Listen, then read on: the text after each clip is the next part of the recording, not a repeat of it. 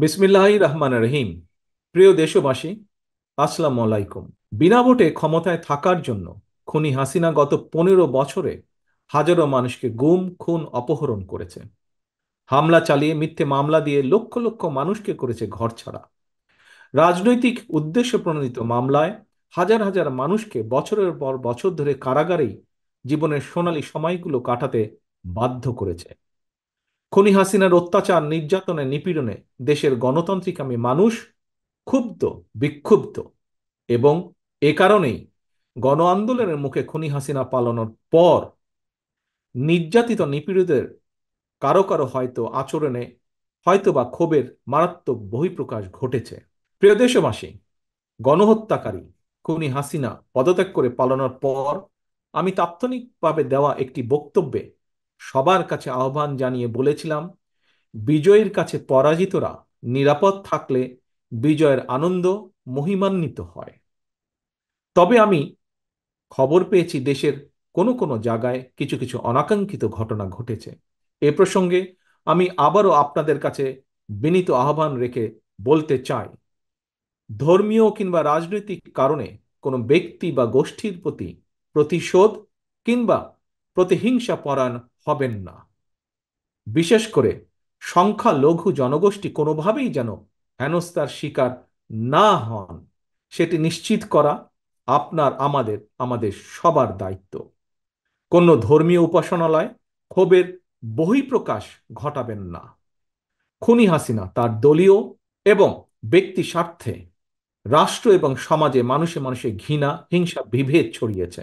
তবে আমার বক্তব্য স্পষ্ট, কাউকে সংখ্যালঘু হিসাবে বিবেচনা করার প্রয়োজন নেই। বাংলাদেশে মুসলমান, হিন্দু, বৌদ্ধ, খ্রিস্টান, বিশ্বাসী কিংবা অবিশ্বাসী কেউ সংখ্যালঘু নন, বরং আমাদের একটি পরিচয়, আমরা সকলে বাংলাদেশী। সুতরাং ব্যক্তি হিসাবে কারো প্রতি কোনো ক্ষোভ থাকলে প্রয়োজনে আইনগত পদক্ষেপ নিন, কিন্তু দয়া করে আপনারা কেউ নিজ হাতে আইন তুলে নেবেন না। অন্যকে নিরাপদ রাখুন, নিজেকেও নিরাপদ রাখুন। নিজের মহত্ব দিয়ে প্রমাণ করুন আপনি আওয়ামী লীগ নন, বরং আপনি একজন মানুষ। প্রিয় দেশবাসী, ভাই বোনেরা, আরেকটি বিষয়ে আমি আপনাদের দৃষ্টি আকর্ষণ করতে চাই। আইন শৃঙ্খলা বাহিনীর কোনো কোনো সদস্যের প্রতি কারো কোনো প্রতি ক্ষোভ থাকলেও নিজেরা প্রতিশোধ গ্রহণ করবেন না। আইন শৃঙ্খলা বাহিনী কিংবা জনপ্রশাসনের কেউ অন্যায় করে থাকলে রাষ্ট্রের প্রচলিত আইন অনুযায়ী তাদের বিরুদ্ধে ব্যবস্থা গ্রহণ করা হবে।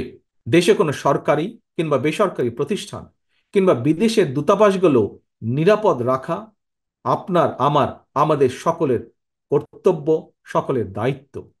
খুনি হাসিনা এতদিন এসব প্রতিষ্ঠান তার পারিবারিক প্রতিষ্ঠানের মতন ব্যবহার করলেও এগুলো জনগণের সম্পদ, এগুলো রাষ্ট্রীয় সম্পদ, কারো ব্যক্তিগত কোনো সম্পদ নয় এগুলো।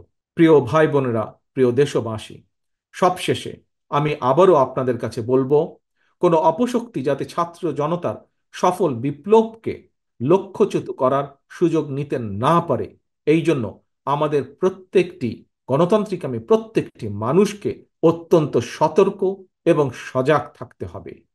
এটি এই মুহূর্তে বিএনপি সহ বাংলাদেশের পক্ষের প্রতিটি রাজনৈতিক দলের নেতা কর্মী সমর্থক শুভাকাঙ্ক্ষীদের প্রতি আমার বিশেষ আহ্বান। আল্লাহ হাফেজ। বাংলাদেশ জিন্দাবাদ। বাংলাদেশ জাতীয়তাবাদী দল জিন্দাবাদ।